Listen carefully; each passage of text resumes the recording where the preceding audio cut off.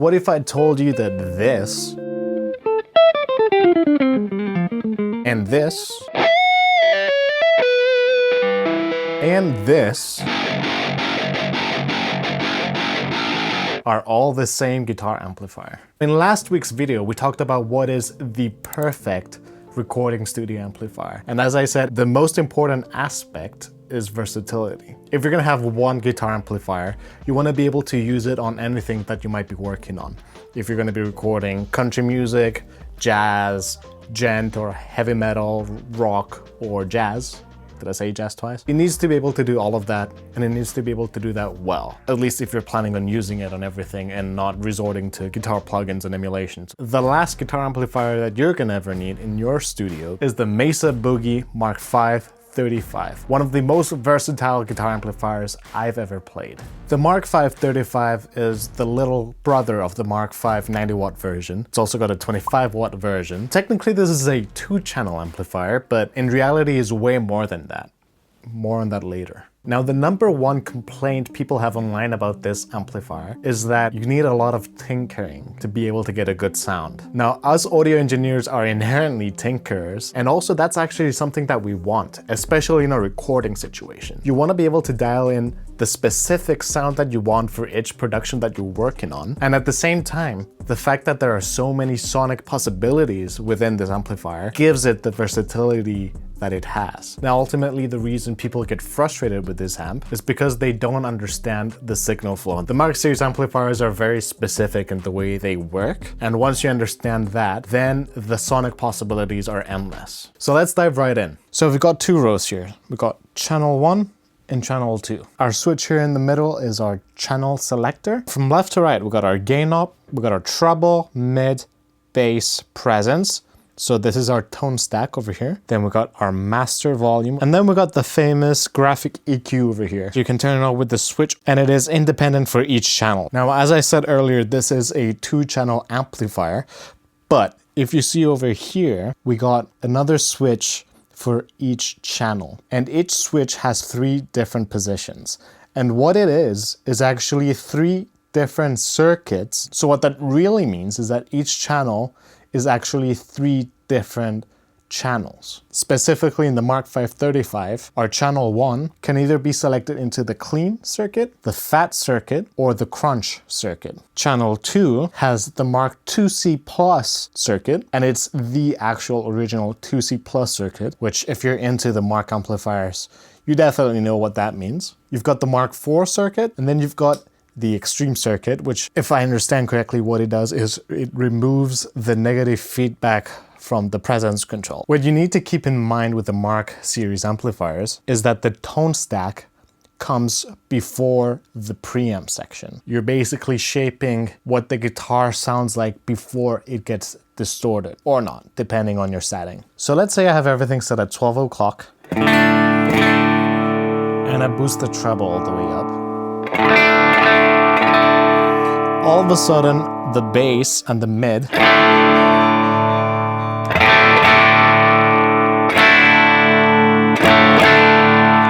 don't affect the sound as much as they would if I turned the treble a little bit further down.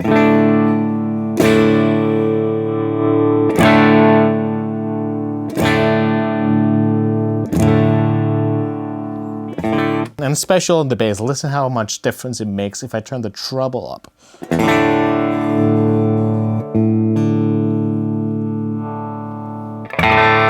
It's almost like all the bass goes away.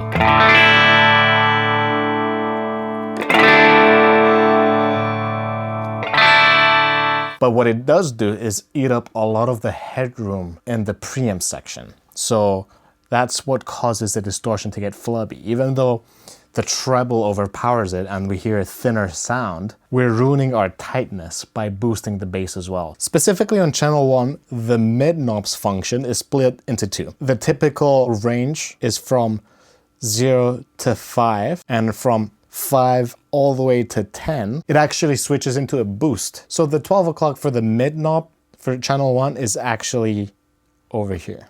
Here's what everything sounds like at 12 o'clock. The gain is at about 9 o'clock.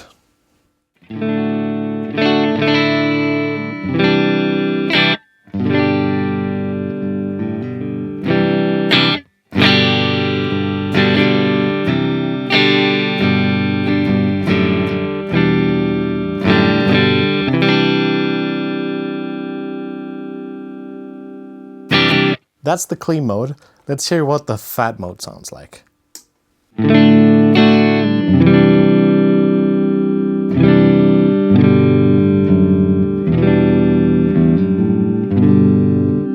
So a little bit louder.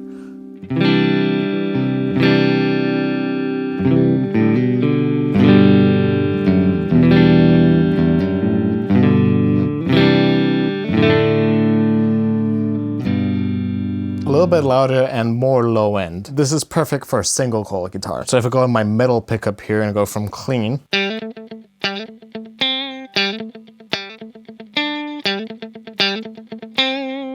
then I go to fat mode.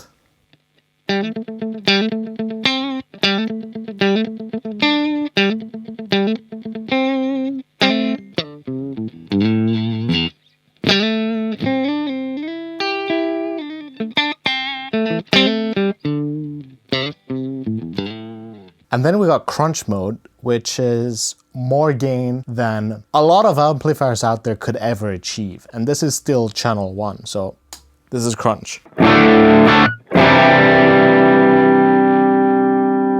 One tip is to think about the gain knob as sort of the starting point of how high gain your tone will be. Or you can also think about it as your tone knob. And then you can think about the treble as your actual gain knob, just to showcase that. Let's turn up the treble.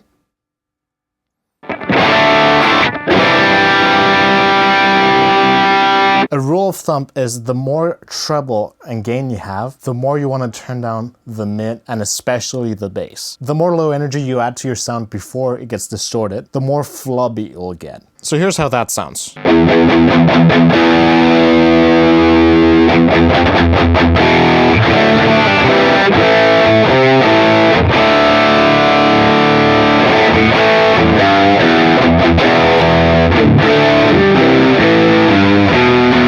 Now to my ears, that doesn't even sound bad. It just has a more of a flubby sound. It's still usable, but if you want the tightest possible sound, you go ahead and you turn that bass all the way down and you turn that mid down as well. And then you can dial mids to taste. So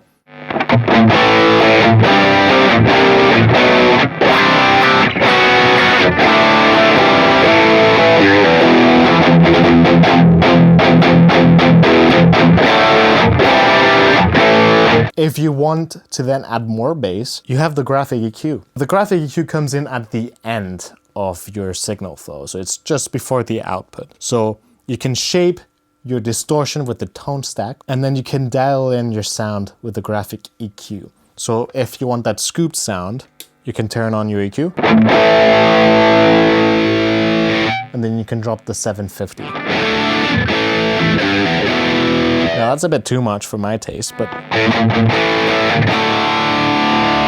I like mid-range. But then you can add some bass and make up for what you took away over here, and you still have bass for days. Now you need to be careful not to overload your output tubes. The more you boost, the more level you have, so don't clip your inputs. And then you can also boost the highs a little bit.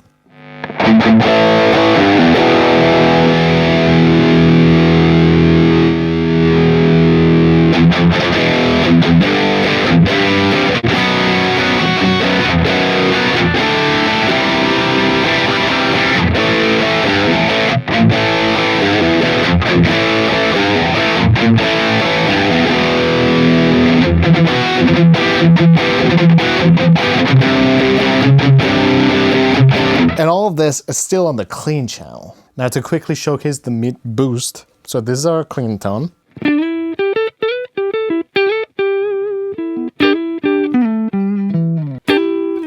And let's boost it all the way up so we can get that nice overdrive boost. This amplifier also has a spring reverb.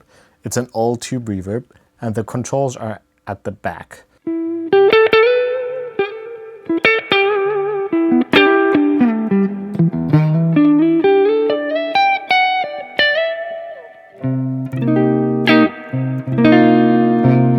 And if we increase the gain a little bit, we get a very nice edge of breakup tone.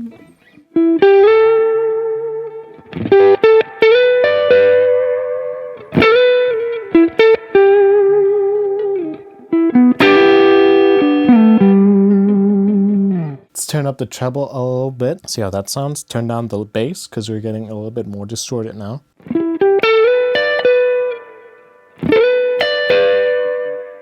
Boost the treble all the way up.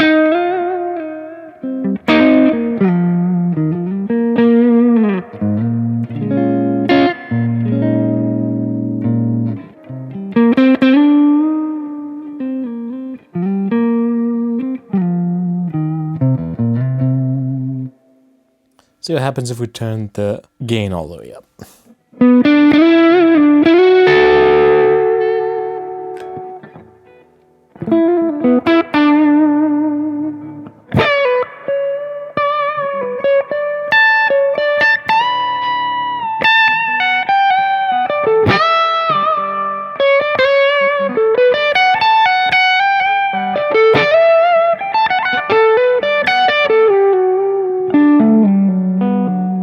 I want to point out that we're on the clean channel on the fat mode, not even on the crunch mode right now. And then if you want to dial in your tone further, you always have your graphic EQ. So if I want to do like a nice sort of lead tone and I want more mids, I can do that.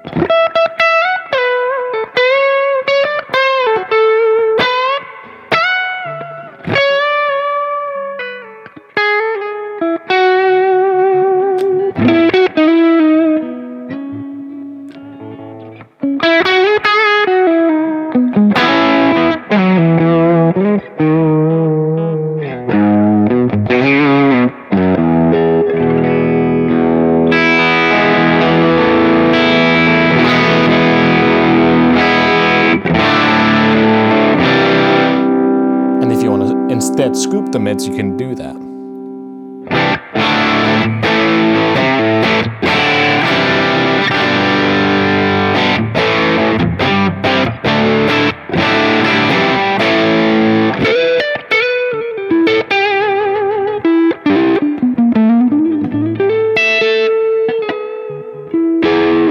So just kind of knowing what we're doing and playing around, we just got a little bit of variety of tone out of this. Only using one channel and only using mostly one circuit. Now multiply it times 2 channels and times 3 circuits per channel. You basically have infinite tones possibilities, especially with how versatile the tone stack plus graphic EQ combo is. Let's also go through the different channel 2 circuits before we go through our little playthrough. So this is Mark IIc Plus.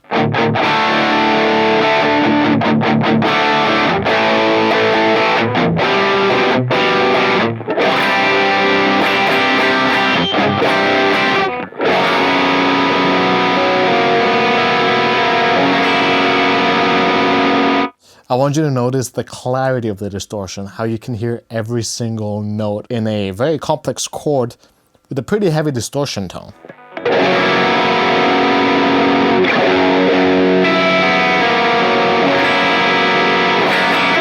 Mark series amplifiers are pretty well known for that. And I'm not even boosting all the way up, so if I do all the way boost, turn down the mid as well.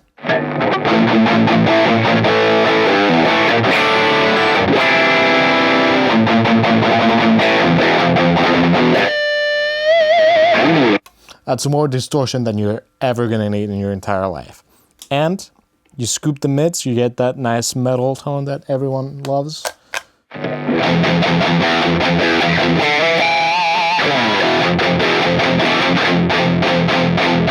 You can get that nice chug. This is how it sounds on the neck.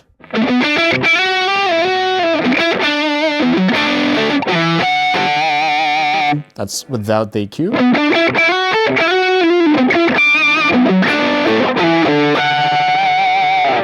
And the Mark IV mode is a bit sweeter, more bassy, more lower mids.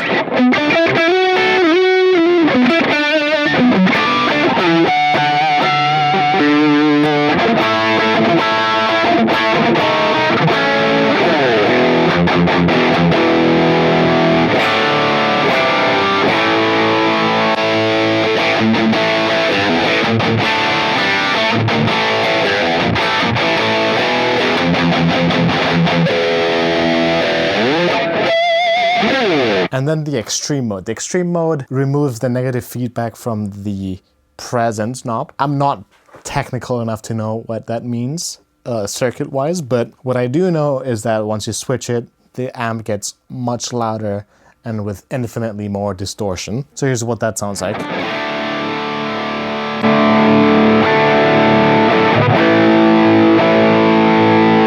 Now what I've found is that with the extreme mode, you unlock a wider range of usable tones with the presence knob. So